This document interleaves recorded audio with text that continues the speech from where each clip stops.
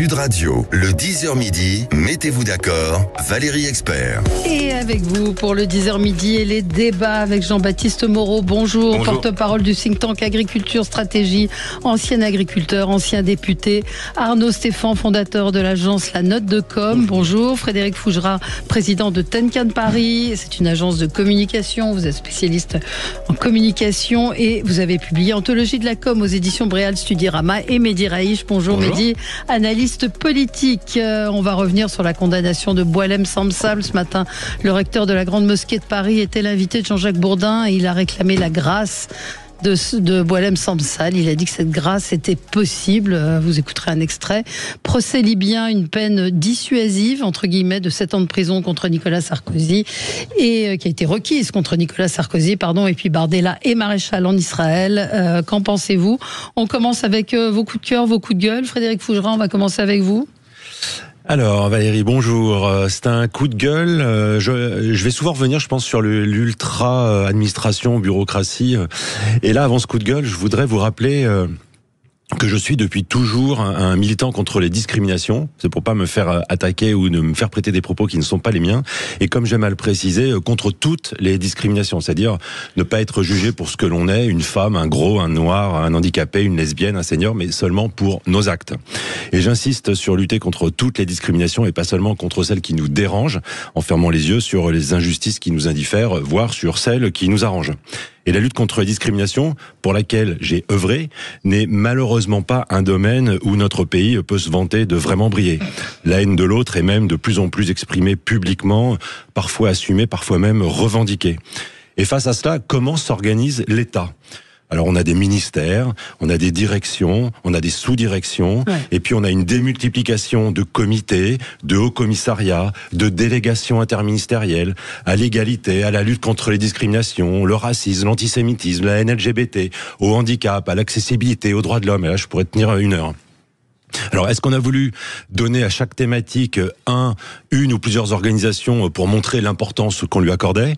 Est-ce que depuis des années, on a créé et multiplié les structures pour recaser du personnel politique ou des hauts fonctionnaires? J'imagine que la vérité doit être à peu près entre les deux. Mais quelle efficacité et pour quel coût? Voilà, qui peut vraiment porter une vision et des grands changements en morcelant tous les sujets comme ça? Et pourquoi cumuler ministère, haut commissariat ou délégation ministérielle? À un moment, il y a qui fait quoi et qui sert à quoi. Donc voilà, loin de moi l'idée de dire que tout cela ne pourrait pas être utile, mais je pense qu'il y a un vrai besoin de simplification et de rationalisation. Il n'y a pas que des économies à chercher, il y a aussi surtout de l'efficacité à trouver dans le financement évidemment, mais aussi dans des budgets moins éparpillés et donc quelque part dans la vision, dans l'action, dans la communication. Et je pense aussi qu'il y a une question de démocratie. C'est que pensent les Français de tous ces machins? Ça fait combien d'années qu'on parle de ça? Oui, mais moi je vais le redire à chaque fois que je viens. Voilà. Vous reviendrez plus. Non, mais vous avez raison. Je sais pas. Non, mais vous avez raison. Mais c'est insupportable. C'est insupportable d'inefficacité. J'ai ce sentiment-là. Parce qu'on voit toujours les choses que sous l'angle financier de l'économie, mais j'ai ce sentiment d'inefficacité. Non, mais c'est vrai. L'efficacité des politiques publiques est un vaste débat. Et on avait essayé, moi, dans le quinquennat où j'ai été député de 2017 à 2022, de simplifier justement un certain nombre de choses à ce niveau-là. Mais c'est un peu comme, c'est la célèbre citation, dans chaque niche fiscale, il y a un chien qui mord, et là c'est un peu pareil. Chaque organisme a ses défenseurs, et dès que vous essayez d'en toucher un, vous avez 50 associations qui sortent du bois pour vous expliquer que c'est surtout pas celle-là qu'il faut supprimer, mais l'autre, parce que celle-là elle est vraiment indispensable. Donc pour le politique, c'est pas toujours simple non plus de discriminer ce qui sert à quelque chose de ce qui ne sert pas. Et bien souvent, c'est ce qui donne lieu à le fait qu'on ne touche rien, en fait. Parce que, je vous dis, à chaque fois que vous touchez un organisme, vous avez 50 ONG qui vont sortir du bois en disant non, mais ça, c'est vraiment une délégation indispensable, il faut absolument pas y toucher. Sauf que quand vous demandez quelles sont les démonstrations de cette efficacité, vous avez jamais aucune trace de rien, en fait, globalement. Oui, c'est toujours pour les autres. C'est toujours l'autre, il faut supprimer l'autre, mais pas la sienne. Ouais. C'est toujours très difficile de demander à l'État de s'auto-réformer. C'est le principe même, c'est que ces institutions, ces organes existent parce qu'on a voulu qu'ils existent, ou du moins l'État a voulu qu'ils existent, et maintenant il faudrait que ces organismes qui du coup ont une raison d'être puisque c'est l'État qui l'a voulu, s'auto-suppriment. C'est très compliqué à mettre en place. Et là on tient, du coup, c'est un vrai sujet de fond, mais Il s'agit plus d'une volonté politique, c'est de repenser totalement l'État. Ce que tu disais sur, c'est aussi une question de démocratie, c'est aussi profondément repenser l'efficience, l'efficacité de la dépense publique, quelle mission on doit allouer à l'État, et aussi parler de décentralisation, donc c'est le périmètre d'action de l'État. C'est toutes ces questions-là qui sont derrière, et aujourd'hui, je trouve qu'on n'y répond pas assez, ou on y répond mal. Ou alors on est habitué à une culture d'État qui consiste à créer des grandes institutions, des grands machins qui servent à rien. Et finalement, ça ne fait que faire de la dépense publique, et c'est l'administré qui le paie. Ouais, c'est assez terrifiant. Arnaud, c'est un coup de cœur. Oui, un coup de cœur surprenant de ma part. Oui, ça m'arrive. Quand Rugy. François de Rugy. François de Rugy, je parle, mais je vais pas parler. Oui. Il y a quelques semaines, l'interdiction générale des PFAS avait été le thème de mon coup de gueule. On rappelle, Valérie, que les PFAS sont des molécules chimiques qui entrent dans la composition d'innombrables produits, des coupe-vents jusqu'aux poêles de nos cuisines, mais aussi la câblerie dans les avions, les joints pour les valves cardiaques, etc., etc. Une loi du 20 février dernier a interdit donc près de, alors pas la totalité, mais sur les 14 000 molécules de PFAS, ils en ont interdit la quasi-totalité. Alors même que la Commission européenne est en train de travailler sur une revue générale de toutes ces molécules de PFAS pour dire, il y en a certaines qui sont très mauvaises et il y en a d'autres qui sont très très utiles, notamment dans l'industrie aéronautique. Et donc depuis une semaine, l'ancien président de l'Assemblée nationale, François de Rugy, alias Omar Mathieu, l'ancien ministre de l'Environnement, et président de l'Assemblée nationale, président de l'Assemblée nationale aussi, nous a surpris en développant et en attaquant le sérieux scientifique de cette interdiction des PFAS. Surprenant puisqu'il avait été, on s'en rappelle, on s'en souvient, député écologiste et qu'il a toujours aujourd'hui une chaîne sur Internet qui développe les thèmes de l'écologie, mais aussi de l'économie. C'est-à-dire qu'il essaye de ne pas opposer les deux. Et là, en l'occurrence, il est très surprenant parce qu'il attaque très violemment cette loi du 20 février en disant c'est n'importe quoi. Tous les éléments scientifiques à décharge ont été retirés du texte à l'Assemblée nationale et même des éléments qui avaient été donnés aux députés et au pouvoir public. Et notamment un certain nombre de documents du CNRS qui disaient que oui, il y en avait certains qui étaient dangereux, les petites molécules, mais les grandes molécules de PFAS n'étaient pas dangereuses et notamment elles rentraient dans la fabrication de la câblerie des avions, ce qui empêche les câbles de brûler dans un avion. Ça peut être utile. Ça peut être relativement utile. Alors, je vais vous interrompre parce que c'est l'heure du journal, mais vous allez continuer. Bien sûr. Et je pense que Jean-Baptiste a des choses à dire sur le sujet. Sud Radio. Parlons vrai. Parlons vrai. Sud Radio. Parlons vrai. Sud Radio, le 10h midi, mettez-vous d'accord, Valérie Expert. Alors, on est de retour avec vous pour commenter l'actualité avec Jean-Baptiste Moreau, porte-parole du think tank Agriculture Stratégie, ancien agriculteur et ancien député, Arnaud Stéphan, fondateur de l'agence La Note de Com, Frédéric Fougera. Vous êtes communicant, président de Tenkan Paris et vous avez publié Anthologie de la com aux éditions Bréal Studirama et Mehdi Raïch, analyste politique. On va revenir sur la condamnation de Boualem Samsal à 5 ans de prison et ce matin, le recteur de la mosquée de Paris qui parle d'une grâce possible pour Samsal. Le procès libyen avec les réquisitions hier, Bardella et Maréchal en Israël. Bref, beaucoup de sujets encore avec vous. Je voudrais qu'on continue quand même sur ce que vous disiez, Arnaud Stéphan, à propos de François de Rugy qui révèle en gros le lobbying qui a eu lobbying qui a abouti au vote de la loi du 20 février dernier qui interdit donc ces molécules et qui mettent l'industrie française dans une grave situation. C'est-à-dire que pour l'instant c'était une première phase, la deuxième phase avec les autres PFAS, c'est-à-dire on vise Tefal en vérité.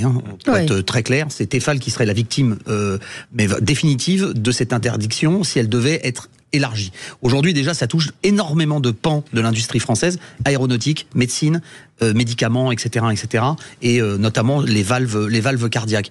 Mais surtout, ce que dit Rugy dans son enquête, et ça, c'est vraiment passionnant et en même temps très inquiétant, c'est en vérité, la quasi-totalité des éléments ont été poussés, financés par des intérêts chinois. Ah oui. Et ça c'est très très grave. Et quand il y a eu une commission, il n'y a pas si longtemps que ça, sur les menées étrangères en France, on l'avait pas vu arriver celle-là, mais c'est très très dommage, parce que ça veut dire que ce texte a été voté avec des éléments qui étaient faux et des éléments qui ont été poussés par une puissance étrangère. Oui, mais sous influence. Quel intérêt des Chinois ? Va casser notre industrie, pour pouvoir la racheter pour pas cher. Non, mais c'est surprenant pour qui ne connaît pas François de Rugy, parce que François, moi, c'est un ami, je le connais depuis longtemps, et c'est justement, moi, avec l'écologie, et moi, tenant de l'agriculture, on va dire, productiviste, j'ai jamais trouvé que c'était une insulte, mais c'est la réalité des choses.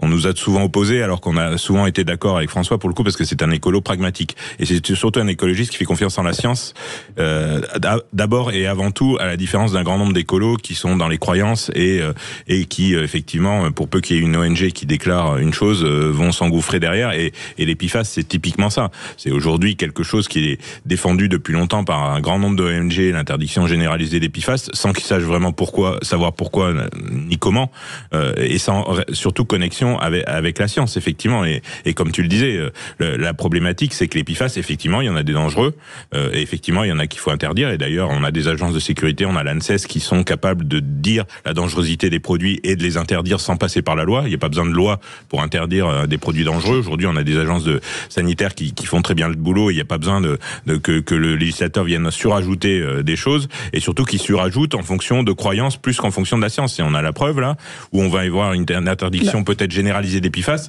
sans aucune connexion avec aucune réalité scientifique. C'est juste des articles d'ONG qui ont décrété sous influence étrangère visiblement. Alors ça c'est effectivement la nouvelle qui est développée dans les reportages de François de Rugy. Voilà, mais on a c'est le camp du bien, c'est l'écologie, c'est le camp du bien. Donc forcément ils ont raison, donc forcément c'est l'intérêt général. Mais vous parlez de croyances, c'est pas des croyances. Je veux dire, là, c'est une manipulation. Je veux dire, une croyance, c'est qu'on est convaincu, qu'on a fait ses propres recherches ou qu'on est convaincu de quelque chose. Là, ils en sont pas convaincus. On n'est pas convaincu. C'est une croyance, c'est une croyance. Enfin, je veux dire, ça n'a rien à voir avec quelque chose de rationnel. C'est une croyance. Et Jean-Baptiste, les PFAS, c'est mauvais, donc on interdit les PFAS. Voilà. Personne ne va chercher plus loin que ça. Je parle des femmes et hommes politiques écolos qui défendent ce genre de choses. J'invite nos auditeurs à aller sur le compte X de François de Rugy. Oui. Il y a les documents qu'il a mis en ligne, et notamment ces 2 émissions. Et il y a quelque chose qui est là encore aussi très inquiétant. Il y a un article du Point aussi sur mais par Vosner, mais qui est d'ailleurs l'invité de l'émission.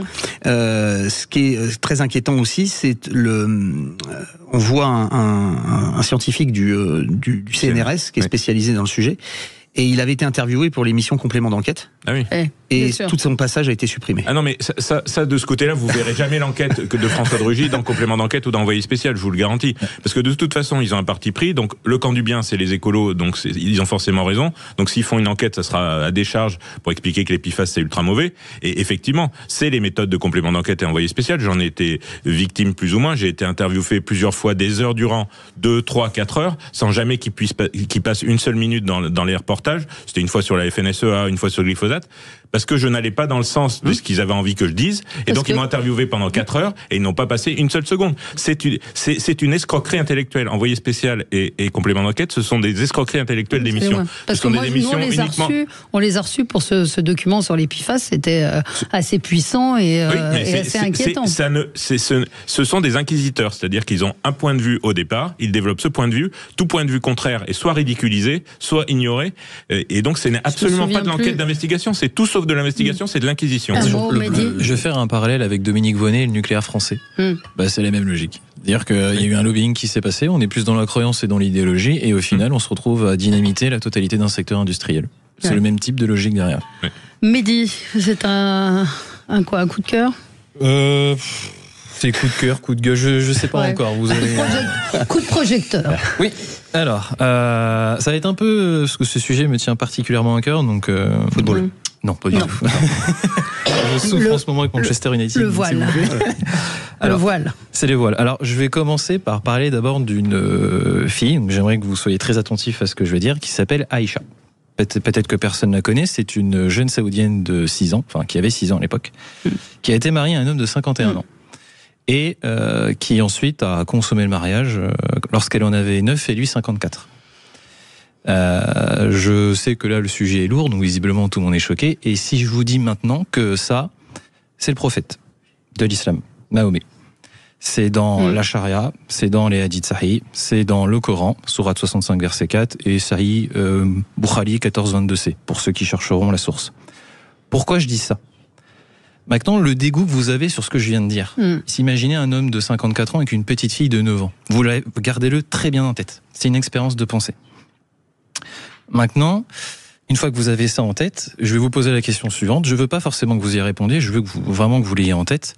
Qui lutte le mieux contre l'islamisme ? La personne qui va carrément exposer les textes et l'idéologie de l'islamisme. Islamisme, c'est la même chose. Islamisme, c'est l'application de l'islam. Ce que je viens de faire, source à l'appui. Ou c'est l'interdiction du voile. Donc interdire un vêtement. Je vous pose cette question-là. Qui fait le plus de mal à l'islamisme ?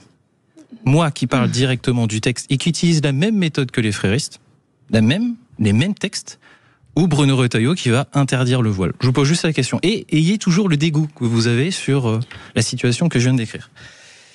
Je précise encore une fois, le voile, je le déteste. Je sais ce qu'il est. Mais moi, je ne veux pas l'interdire pour une raison simple, parce que j'estime que justement, en démocratie, on doit toujours privilégier la liberté. Et moi, je veux justement qu'on combatte l'idée. Pour interdire les néo-nazis, pour interdire les punks à chiens, on va pas interdire les Sarwell et les bombers. Ça n'a aucune efficacité. Ça n'a pas de sens de faire ça. Moi, ce que je veux, c'est m'attaquer à l'idée. Et aujourd'hui, on ne le fait pas. Lorsque vous allez interdire un vêtement... Parce qu'on a perdu. Et je vais aller plus loin. Je vais aller plus loin. Lorsqu'on interdit le voile, en fait, vous ne faites pas des femmes voilées des victimes. Ça, c'est ce que dit la gauche. C'est totalement faux. Elles sont déjà victimes d'une idéologie puisqu'elles portent le voile. En revanche, vous allez les transformer comme des héroïnes. Et c'est précisément ce que veulent les fréristes. Ils veulent qu'on s'attaque nous-mêmes à notre propre liberté. Ils veulent qu'on s'attaque nous-mêmes. Ils veulent que petit à petit, on rogne sur notre propre liberté, quitte à interdire un vêtement. Donc, les femmes deviennent des résistantes du voile, sans le savoir. Et moi, mon sujet, il est ici. Tant qu'on ne s'attaquera pas au dogme, tant qu'on ne s'attaquera pas à l'autorité religieuse, je posterai tout à l'heure sur X Cher Alphausen, qui est le plus grand savant sunnite de notre époque, qui cite les mêmes sources que moi et qui explique ce qu'est le voile. Eh bien, en fait, on aura perdu. Ouais. Je vous assure, on aura perdu. Qui peut entendre ça aujourd'hui ? Oui, qui peut entendre ça ? Mais il y a pas encore une fois, parmi les musulmans, qui peut entendre ça ? Mais justement, l'intérêt est là, c'est que pour le voile, si vous voulez l'interdire, ok, très bien, mais dans ce cas-là, allez jusqu'au bout de l'idée. Comment vous faites pour l'interdire dans l'espace public ? On voit qu'il y a des zones de non-droit en France. C'est pas à la police d'aller verbaliser les gens, ou même dans les associations. En fait, c'est même pas applicable techniquement. Et le pire dans tout ça, c'est que faut s'imaginer que pour enlever le voile, moi le voile je le déteste, je sais ce qu'il est, c'est la séparation de la femme libre de la femme esclave. C'est un apartheid sexuel.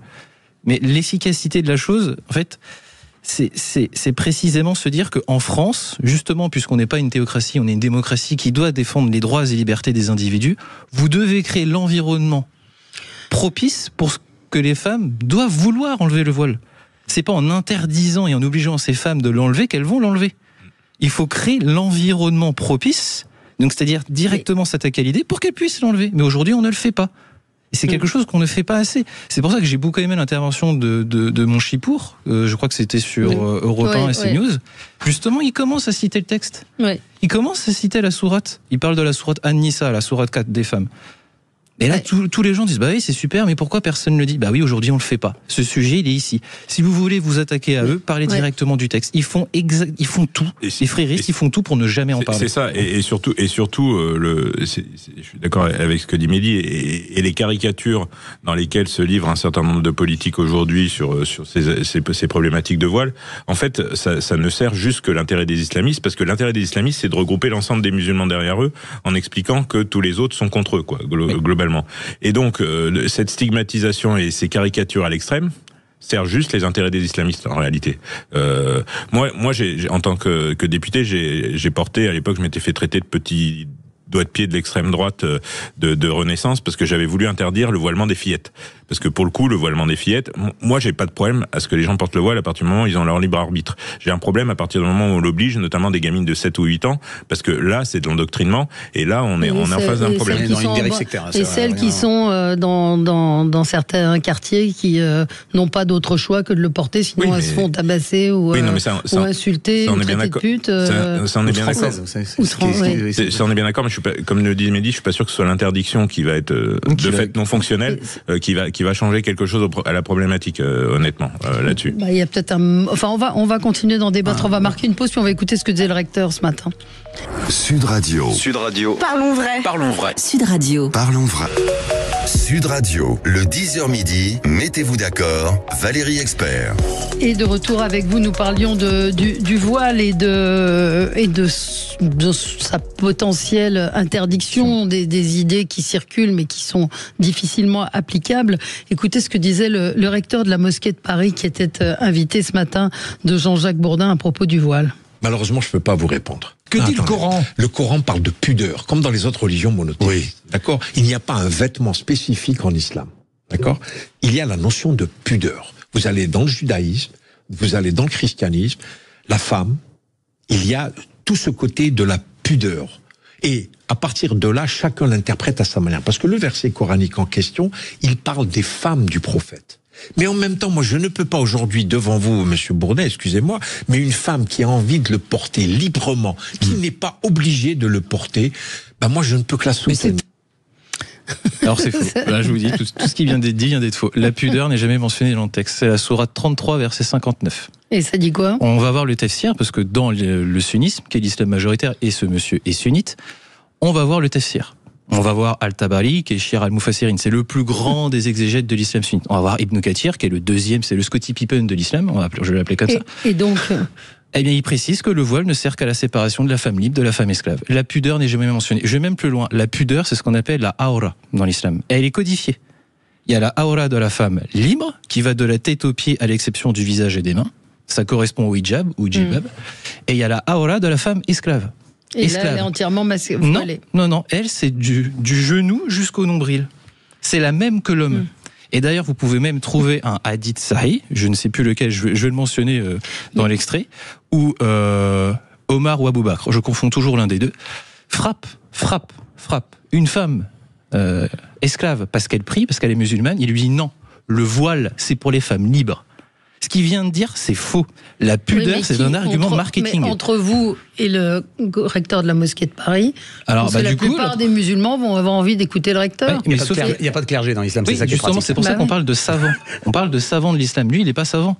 Il faut aller voir Ibn Kathir. Il contredira jamais Ibn Kathir, il contredira jamais l'Ijma, il contredira jamais Tabari, il contredira jamais Shir al-Fawzan. Il ne pourra pas. En résumé, on fait quoi ? On lui met quelqu'un qui est capable de lui répondre, qui cite les sources. Un apostat de l'islam, ça serait très bien.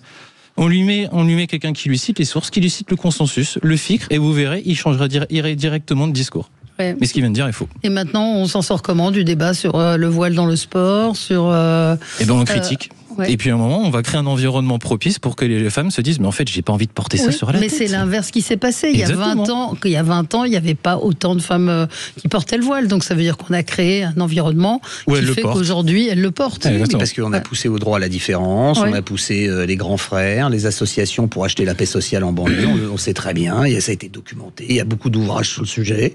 Il y a même de grands écrivains spécialistes de la sociologie des religions qui disaient mais vaut mieux que ça soit les associations islamistes qui se développent en banlieue plutôt que les racailles et le trafic de drogue. Donc les résultats des courses, on a eu les deux. C'est bien, comme ça, ça a été le banco. Et c'est compliqué aussi au sein politiquement du gouvernement. On entend un peu tous les sons de cloche, effectivement, entre effectivement Bruno Retailleau et Elisabeth Borne, enfin l'aile gauche, l'aile droite, il y a des grosses différences, ou Bruno Retailleau et Rachida Dati. Ou Bruno Retailleau et Rachida Dati, oui d'ailleurs. Aussi, oui. Entre aile droite, il y a aussi des différences. Mais l'entrisme frériste, il est évident et depuis des années, mais on le combattra pas à coups de symboles qui, en plus, enfin, je le répète, interdire le voile, oui, à condition d'être en capacité de réellement l'interdire, que ce soit pas juste symbolique et qu'il y ait aucun moyen d'aller contrôler dans les salles de sport, dans la réalité des choses, que ce voile est effectivement pas porté, parce que rien ne serait pire qu'une interdiction qui n'est jamais appliquée en fait, parce que c'est juste de la stigmatisation qui va servir les intérêts des islamistes. Donc il faut faire attention aux caricatures et les choses ne sont pas aussi simplistes que Bruno Retailleau les présente à longueur de tweets et d'émissions et d'interviews. Alors, vous vouliez parler du départ d'Alexis Kohler. Oui, alors je sens que je vais pas passionner les foules, honnêtement, sur cette thématique-là. Si, parce que Alexis Kohler... La Suisse vous écoute. Si, parce que Alexis Kohler est quand même un symbole de la Macronie, le vice-président, le deuxième cerveau. Donc, il quitte l'Élysée. Aujourd'hui, il est nommé vice-président de la Société Générale. Oui, alors... Qui est assez étonnant, non ? C'est passé par la HATVP, je peux vous dire, parce que depuis le temps qu'Alexis cherche une porte de sortie, parce que effectivement c'est rarissime un secrétaire général de l'Élysée qui reste 7 ans en poste. Je pense que c'est pas loin d'être une première globalement. Deuxième historique. Derrière Jean-Louis Bianco. Oui, derrière Jean-Louis Bianco, effectivement, qui était resté avec Mitterrand. Ouais. Tout à fait. Mac Bianco. Tout à fait. Donc voilà. Alors Alexis, il a beaucoup été caricaturé. Moi, j'ai toujours eu des problèmes relationnels avec Alexis parce que déjà, on a du mal à se comprendre. On vient pas forcément du même monde. On n'a pas fait les mêmes écoles. Moi, j'ai pas fait les grandes écoles. Et donc, Alexis, on avait du mal et j'avais une communication très directe avec le président de la République, ce qui lui déplaisait assez fortement vu que, il était plutôt en paravent du président, globalement, vis-à-vis des élus, notamment vis-à-vis des députés. Donc, toujours, il y a des petits soucis de compréhension avec Alexis, mais je reconnais en lui, quand même, le serviteur de l'État qu'il a été pendant 7 ans, et le fait qu'il a, il a eu une importance capitale auprès du président de la République. Donc, et c'est un vrai changement et un vrai remaniement. Son départ, c'est un vrai remaniement et ça va être un vrai changement dans le mode de fonctionnement du président de la République parce que effectivement ils ont eu l'habitude de fonctionner en duo, j'appelais même un vieux couple depuis 7 ans tous les deux, et il y a eu une répartition des rôles qui forcément va être différente avec le nouvel arrivant qui est Emmanuel Moulin, que je connais aussi très bien parce qu'il était directeur de cabinet de Bruno Le Maire, directeur général du Trésor public et aussi directeur de cabinet de Gabriel Attal à Matignon. Donc Emmanuel Moulin, ça fait longtemps. En plus, il se trouve que sa sœur est maire dans un des villages de mon département. Donc je connais bien Emmanuel depuis longtemps, mais c'est des personnalités très différentes. Donc forcément, ça va changer le mode de fonctionnement du président de la République de façon obligatoire. Et les relations et le mode de fonctionnement entre l'Élysée, Matignon et les ministères, forcément, va en être changé, puisque Alexis Kohler a une personnalité. Alors, il est loin d'être responsable de tout, comme parfois ça a été présenté, mais il a joué un rôle clé pendant 7 ans, et donc forcément, changement de personnalité, changement de secrétaire général va changer le mode de fonctionnement du président de la République dans les mois qui viennent, c'est certain. Alors, on va marquer une pause, vous nous direz ce que vous en pensez. À tout de suite sur Sud Radio. Sud Radio. Parlons vrai. Sud Radio. Parlons vrai. Sud Radio, le 10h midi, mettez-vous d'accord, Valérie Expert. Et nous parlions donc du départ d'Alexis Kohler, du secrétariat général de l'Élysée. Il va être remplacé par Emmanuel Moulin, le premier vrai remaniement de l'Élysée. Et l'ami Philippe David m'a envoyé une blague, un tweet qui a été publié par Jérôme Kerviel qui nous a fait beaucoup rire. Jérôme Kerviel, donc puisque Alexis Kohler part à la Société Générale, il devient vice-président de la Société Générale. Et Jérôme Kerviel, vous vous en souvenez, qui avait été condamné pour avoir commis quelques petites, comment on va dire, détournement de fonds. Une note de frais. Publie, je vois que le projet de Gérald Darmanin de regrouper les plus gros délinquants en un seul endroit avance. Je ne savais pas qu'il avait trouvé le lieu et prévu de les regrouper à la Société Générale. Beaucoup d'humour, toujours, Jérôme Kerviel. Pas de conflit d'intérêts, j'entendais ça, que ça allait être compliqué pour lui de trouver un point de chute, parce qu'il a eu à traiter tous les sujets. Oui, et il a eu un grand nombre de soucis pour retrouver justement un poste, et c'est un des soucis, sans parler du cas spécifique d'Alexis Kohler, mais globalement dans les gens qui travaillent dans les cabinets ministériels ou même les anciens ministres, aujourd'hui, avec la HATVP, vous pouvez pas, on veut plus d'hommes politiques professionnels, mais d'un autre côté, quand vous avez fait de la politique, vous êtes bloqué pendant 3 ans de bosser dans votre domaine d'expertise, quoi. Et donc ça va poser quand même quelques problèmes. Il faudrait qu'on en rediscute à tête reposée un peu calmement, parce que je pense que ça ne va ne pousser qu'à la médiocrité, c'est-à-dire que ceux qui s'engageront en politique seront les plus mauvais professionnels qui ne risquent rien à être écartés de leur métier pendant 3 ans. Et les bons, ils vont continuer dans leur trajectoire professionnelle et n'iront surtout plus en politique. Et Alexis Collère, effectivement, comme il a traité un grand nombre de sujets, sa nomination a forcément été validée par la HATVP, puisqu'il n'y a pas d'autre choix de toute façon, sinon il n'aurait pas pu y aller. Donc voilà, il n'y a pas de conflit. Il n'y a pas lieu de suspecter le moindre conflit d'intérêt s'il va à la Société Générale, c'est que la HATVP a donné son go et c'est qu'elle a examiné la situation très précisément. Ouais. Qu'est-ce que ça... HATVP, faut peut-être te rappeler pour ceux qui nous écoutent, qui étudie qu'il n'y a pas de conflit d'intérêt dans une nomination quand on quitte un poste pour aller dans un autre. Important ce départ. Il y a eu des choix quand même spécifiques. Important, il va certainement changer la configuration de l'Élysée, mais je trouve qu'aussi il faut y voir le début de l'organisation de la fin de la seconde présidence d'Emmanuel Macron. C'est quand même un vrai changement, et il y a un moment, quand la fin du mandat s'approche, il y a un certain nombre de collaborateurs et de très proches qui doivent aussi continuer à construire leur parcours, mais ça peut avoir une implication forte sur aussi la façon de présider et de piloter l'Élysée. Il y a eu des choix quand même un peu particuliers de la haute autorité. J'ai eu des exemples de généraux spécialistes du transport aérien qui se retrouvent chez un transporteur aérien qui transportait exactement le matériel dont avait besoin l'armée, exactement comme transporteur. Donc il y a quand même des éléments parfois un peu curieux de la haute autorité quand elle veut vraiment embêter un politique. Elle lui interdit. Parfois elle regarde ça de manière un peu lointaine. Il y a eu dans le passé des directeurs de cabinet qui se retrouvaient à la tête de grands établissements financiers, ça n'avait pas posé de problème. Là, pour Alexis Collère, bon, c'est un peu particulier. Je pense que c'est lié aussi à la pratique du pouvoir, peut-être, du président Macron, vers cette pratique directe, où on fait sauter les corps intermédiaires, le gouvernement ne compte plus tant que ça, et on gère tout depuis l'Élysée. Peut-être que ça a en effet refroidi un certain nombre de gens sur la possibilité de l'existence de conflits d'intérêts. Alexis a géré un grand nombre de dossiers, c'est une certitude. Oui, il a été très actif et il a énormément bossé. Donc moi, je ne ferai pas du Collère batching, je l'ai entendu un certain nombre de fois. Voilà, c'est quelqu'un qui a servi l'État de façon très honnête et qui a vraiment énormément travaillé. Donc voilà, avec les désaccords que j'ai pu avoir avec lui politiquement, mais il faut reconnaître le boulot qu'il a pu faire pendant 7 ans. Donc il est nommé directeur général adjoint de la Société Générale. Je voulais qu'on parle de Boualem Samsal, condamné à 5 ans de prison hier. On entend ici et là qu'il pourrait bénéficier d'une grâce présidentielle. Écoutez, ce matin, le recteur de la mosquée de Paris il a dit entre autres que les musulmans seront les premiers boucliers des juifs. Et à propos de Boualem Samsal, écoutez ce qu'il disait. Est-ce que Boualem Samsal va être gracié? Je suis un religieux, je suis recteur de la grande mosquée de Paris, je suis pas devin. Je vous dis, j'appelle de mes vœux, vraiment avec à l'occasion du Ramadan, par exemple. Écoutez, le Ramadan, vous avez raison, et c'est un argument. Le Ramadan, c'est un moment de pardon. Boualem Samsal est un être humain. Oui. Quoi qu'il ait fait, quoi qu'il ait dit, aujourd'hui, compte tenu de sa situation, il a passé 6 mois en prison. 6 mois, c'est trop pour lui. Je le dis et je le répète.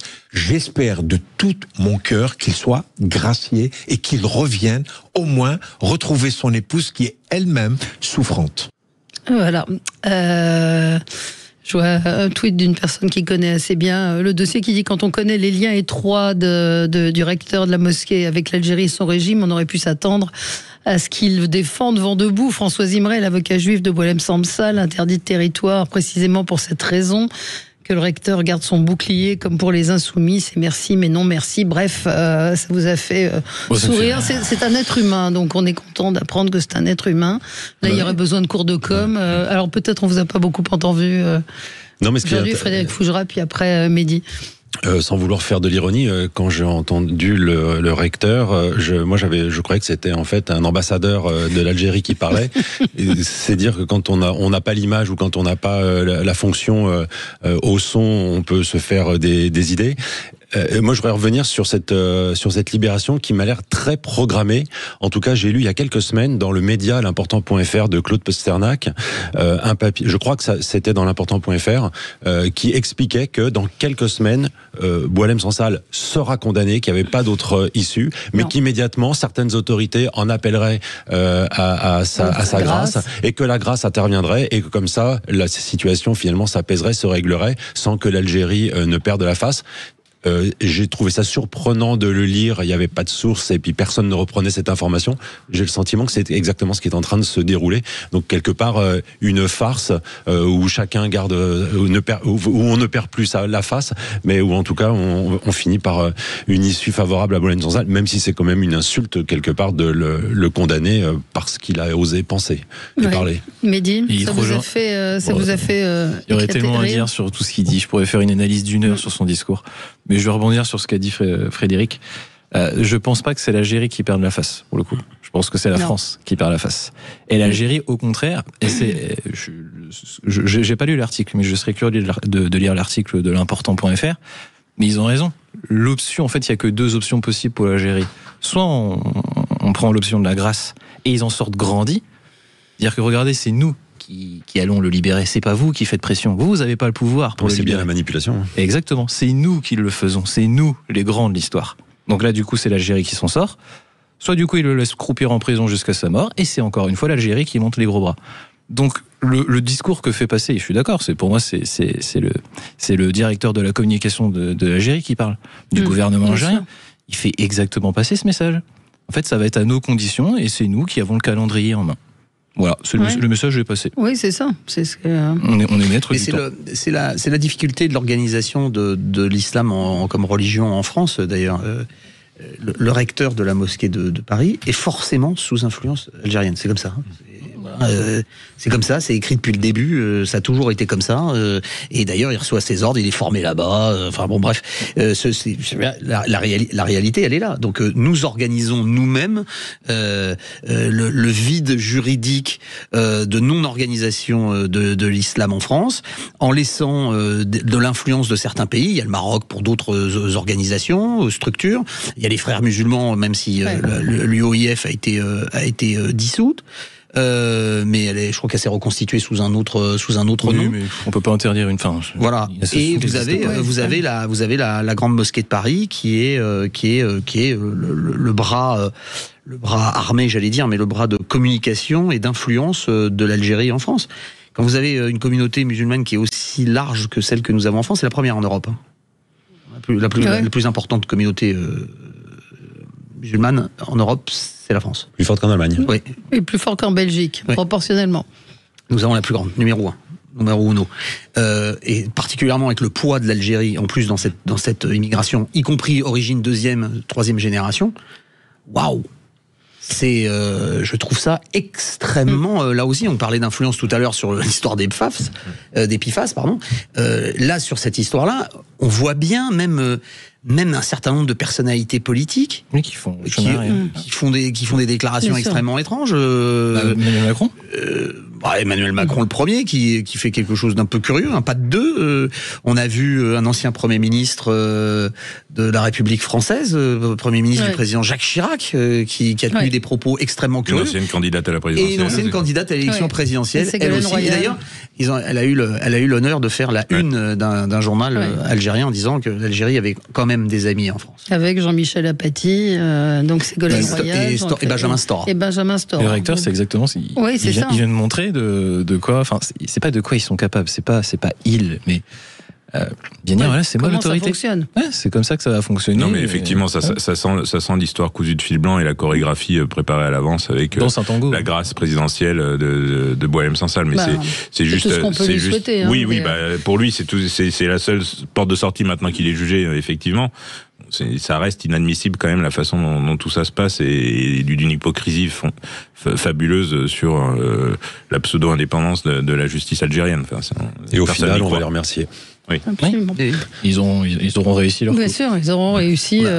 Pas les Algériens, mais le gouvernement algérien. Bruno Retailleau n'aura pas besoin de démissionner, puisque de toute façon, c'est là qu'on voit qu'il peut se mettre de la cendre sur les cheveux, parce que là, il est vraiment passé pour une saucisse. Tout ce qu'a pu dire Bruno Retailleau ne servait à rien. C'était vraiment de la coup de com'. Et quand on disait il faut le rapport de force, le rapport de force, il vient de te l'éclater. Voilà, c'est ça. Il a été très bien expliqué. C'est nous qui décidons, pas vous. On va parler de Nicolas Sarkozy, du procès libyen, de cette réquisition hier, 7 ans de prison ferme contre Nicolas Sarkozy. On va marquer une pause et on se retrouve dans un instant avec vous. À tout de suite. Sud Radio, votre avis fait la différence. Sud Radio, le 10h midi, mettez-vous d'accord, Valérie Expert. Alors, à la une de l'actualité, il y a le réquisitoire hier des procureurs contre Nicolas Sarkozy, une réquisition qui réclame 7 ans de prison contre l'ancien président de la République, 7 ans de prison ferme, 300 000 euros d'amende avec des mots assez forts, une peine ferme, juste et dissuasive au regard de la gravité des faits. Le parquet donc s'est exprimé ainsi.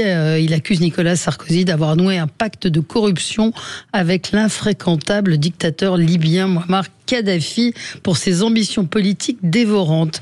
Je n'ai pas suivi tout le procès, mais je trouve qu'il y a beaucoup d'adjectifs depuis le début par rapport à... politique dévorante, c'est le réquisitoire du juge. Hein. Il est quand même très moral. Ouais. Je trouve ça curieux d'utiliser cet argument dans le réquisitoire. Attention, vous avez des ambitions politiques dévorantes, vous allez vous prendre 7 ans de prison, possiblement. Je trouve ça très curieux, sachant que on parle de 50 millions d'euros qui... Ouais, c'est le parquet national financier, les procureurs du parquet national financier. Hein, voilà. Et on parle de 50 millions d'euros, sauf que les 50 millions d'euros, on n'en a pas la preuve factuelle il n'y a pas de dépenses. Il n'y a pas de preuve matérielle, mais il y a un faisceau. Il y a un faisceau d'indices, mais c'est pas assez. D'indices avec... Mais c'est pas assez. Et je suis très loin de porter Nicolas. Une chambre forte qui était utilisée pour mettre c'est quand même très curieux. Avec des gens assez proches, de lui, comme Claude Guéant, Brice Hortefeux, qui ont tous voilà. Là, pour le coup, eux, contre lesquels il y a aussi des grosses réquisitions. 6 ans contre Claude Guéant, 3 ans contre Brice Hortefeux. Mais c'est quand même très curieux. En fait, et Guéant devrait rendre l'appartement qu'il n'aurait pas acheté dans des conditions légales. Je les mets des conditionnels parce que c'est des réquisitions.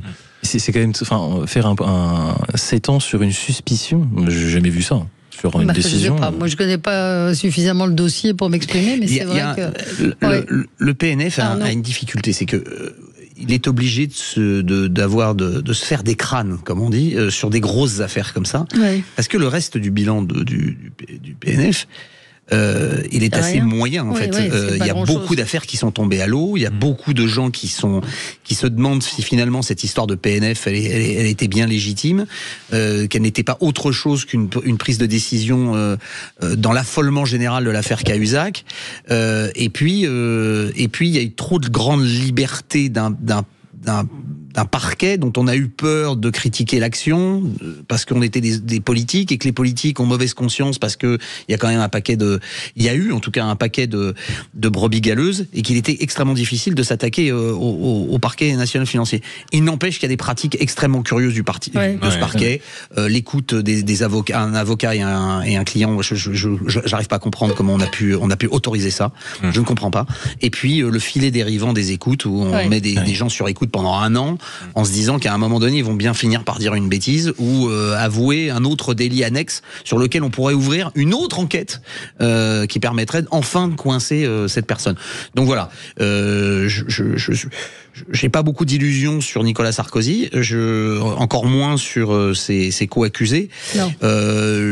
Après, je m'étonne un petit peu de l'action du parquet national financier. On a vu à plusieurs reprises que, encore une fois, il était obligé quelquefois de taper extrêmement dur pour avoir des résultats relativement limités. Oui, sur le fonctionnement, je pense qu'il y aurait à redire sur cette affaire comme sur d'autres, mais bon, après, sur l'affaire elle-même, j'en sais rien, je connais pas suffisamment bien l'intimité du dossier pour juger si les plaintes sont trop lourdes, pas assez lourdes ou quoi que ce soit, mais sur le fonctionnement du parquet national financier, comme de toutes ces justices d'exception, la Cour de justice de la République et autres, Ça me gêne toujours un peu, moi. Voilà, la justice doit être la même pour tous, pour tout le monde, dans tous les cas. Oui, et je suis pas un fanat de ces cours particulières qui finissent toutes plus ou moins en tribunal politique et ça me gêne toujours un peu, quoi. Voilà, je suis pas très à l'aise avec le fonctionnement du PNF comme de la Cour de justice de la République sur la Covid récemment, ce qui s'est passé autour d'Édouard Philippe, d'Agnès Buzyn. Il y a eu des auditions absolument honteuses, pareil, avec des jugements de valeur qui n'ont rien à voir avec du droit ou du juridique, enfin voilà, pour moi ça c'est pas vraiment de la justice, quoi. Voilà, le droit commun doit s'appliquer à tout le monde et partout. Je vois pas pourquoi on crée mais bon, c'est le politique, ça lui donne l'impression d'agir, sans doute, de recréer des juridictions particulières, parce qu'on voit sur les mineurs, il y a aussi la tentation de faire encore d'autres types de juridictions. Je pense que donnons les moyens à la justice de fonctionner correctement pour que tous les Français soient jugés de la même façon. Il n'y a pas lieu d'avoir des cours spécifiques. Mais compte, ça fait 13 ans, c'est ça, cette histoire. Il va y avoir un appel, il va y avoir la cassation, recours européen des droits de l'homme. Donc, moi, je voudrais rebondir sur ce que dit Jean-Baptiste, parce que je suis complètement d'accord avec lui. Toutes ces cours d'exception me posent problème. Mais le problème, c'est qui crée ces cours d'exception ? Ce sont bien les politiques qui créent eux-mêmes un système qui, à partir du moment où ils se trouvent poursuivis dans ce système, finissent par le dénoncer. Alors je dis pas ça pour Jean-Baptiste puisqu'il n'est pas concerné. Mais souvent les politiques oublient que ce sont des justiciables comme les autres. Alors soit ils se soumettent à la même justice que tout le monde, soit ils créent des cours d'exception, mais alors qu'ils se mettent pas ensuite à les critiquer ou à leur dire que la justice devient politique parce qu'évidemment elle leur est défavorable. Il y a un moment, il faut aussi être cohérent. Ce sont des justiciables comme les autres et les lois qu'ils font, elles s'applique à eux aussi. Comme aux autres. Je vais pousser un petit peu avec ce qu'a dit Arnaud, ce qu'a dit Jean-Baptiste et ce que vient de dire Frédéric, c'est que c'est la dernière étape. Mais c'est pas Nicolas Sarkozy, il était président. Et ce n'est pas parce qu'il a été président qu'il faut encore plus durement le sanctionner. C'est pas le statut politique. D'exemplarité, c'est ce que dit président. C'est pas normalement la justice, c'est ce que disait Jean-Baptiste. C'est un citoyen français. Qu'il ait été président ou pas, elle est la même pour tout le monde. Donc l'exceptionnalité de sa fonction ne fait pas en sorte que la gravité soit supérieure sur cette affaire. Est-ce qu'on n'a pas c'est une question un peu philosophique, est-ce qu'on n'a pas une responsabilité plus grande quand on a une responsabilité différente? Dans ce cas-là, on fait des lois d'exception pour les politiques. On fait une loi d'exception pour le président. Il y en a des lois d'exception pour les politiques, c'est pas vrai. Il y en a plein. Ils sont soumis on leur triture tout, leur vie, le machin, leur femme, leur cousin, leur neveu avec la haute autorité. Ils peuvent pas retrouver du boulot facilement. Ils sont sous le coup. Enfin, je veux dire, qui a déjà ici fait une campagne électorale? On a fait quelques-unes. Voilà, on est au moins 3 ici à avoir des campagnes électorales. Je vais vous dire un truc. Quand on rend ses comptes aussi à la commission des comptes de campagne, il va falloir faire attention, hein, pas un sandwich acheté sur le bord de l'autoroute avant un collage, parce que ça c'est pas bon, hein, et ça peut vous faire retoquer. Des justificatifs pour 15 €. Non, et puis même aujourd'hui, l'enfer qui est devenu l'activité de député, je parle sous ton contrôle. Encore une fois, à cause de l'affaire Cahuzac et de tout ce qui a été décidé plus tard, aujourd'hui, faire des frais quand vous êtes député, et vous en faites parce que vous êtes en circo, parce que vous recevez des gens, parce que vous recevez des machins, etc. Pareil, vous êtes en permanence scruté. Nos concitoyens peuvent aller consulter le salaire de ma femme, puisque j'ai dû déclarer le salaire de ma femme aussi à la haute autorité. Donc voilà, les féministes, je trouve qu'elles devraient un peu s'indigner, parce que je vois pas le rapport du salaire de ma femme avec ma fonction de députée, mais la transparence totale, mais ça n'est jamais assez. C'est inversement égal. C'est-à-dire que une ministre déclare le salaire de son mari. Pareil de votre conjoint. C'est pas une question de féminisme. Oui, non, mais je veux dire, c'est aberrant. Ça n'a rien à voir. L'engagement politique, c'est un engagement d'un homme ou d'une femme. Je vois pas en quoi son conjoint. C'est le patrimoine. C'est le patrimoine. C'est voir s'il n'y a pas eu d'enrichissement. Oui, voilà. Mais alors, demandons la même chose aux journalistes, à tout le monde, quoi, à ce moment-là. Sur France Télé, là, on a vu, parce qu'ils avaient des primes à 1000 balles avec des cartes bleues pour les retirer les frais. Il nous reste 2 minutes pour parler de la visite de Jordan Bardella et de Marion Maréchal à Jérusalem. Bardella qui fait le lien entre antisémitisme et phénomène migratoire. Cette visite divise, fait polémique. Vous en pensez quoi, Arnaud Stéphane? Elle fait polémique parce qu'elle brise un tabou et elle tente en tout cas de mettre un point final à une longue histoire et une longue incompréhension tension entre une force politique qui est devenue une force politique majeure en France et l'antisémitisme comme idée, et la communauté juive en particulier la communauté juive française qui a subi évidemment l'histoire qu'on connaît lors de la Deuxième Guerre mondiale et même avant avec l'affaire Dreyfus, etc. Donc oui, c'est un point final, mais encore une fois, ne nous trompons pas, il y a quelques années encore, en arrière, le gouvernement israélien, et c'était pas le même gouvernement, avait invité les députés et le président du FPO, qui est le parti de la droite nationale en Autriche, avec une histoire, vous m'excuserez, un peu différente avec l'Autriche et voilà, et Israël. Et pourtant, ils avaient été invités, ils avaient été reconnus, voilà.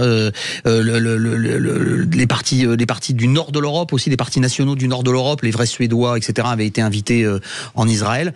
Il restait le Front National, qui est peut-être le Rassemblement National, qui est peut-être la force la plus importante en réalité de tous ces partis que je viens de citer, parce que aussi dans la communauté juive française, il y avait une partie de la communauté qui a aussi empêché que cette visite ait lieu avant. Peut-être que c'était pas le bon moment.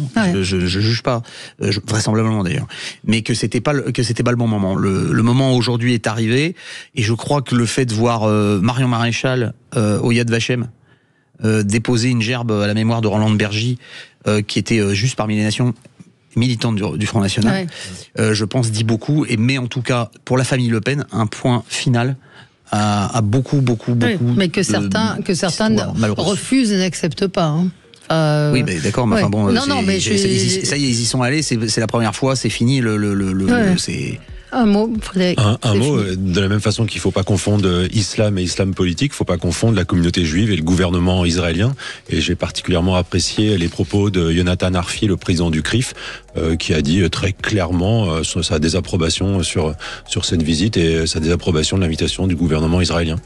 Bon, le CRIF représente plus grand chose aujourd'hui malheureusement, mais oui, on comprend, mais c'est lié à la force de l'habitude. Allez, c'est fini pour aujourd'hui. Merci à vous. Très bon week-end sur Sud Radio. Sud Radio. Sud Radio. Parlons vrai. Parlons vrai. Sud Radio. Parlons vrai.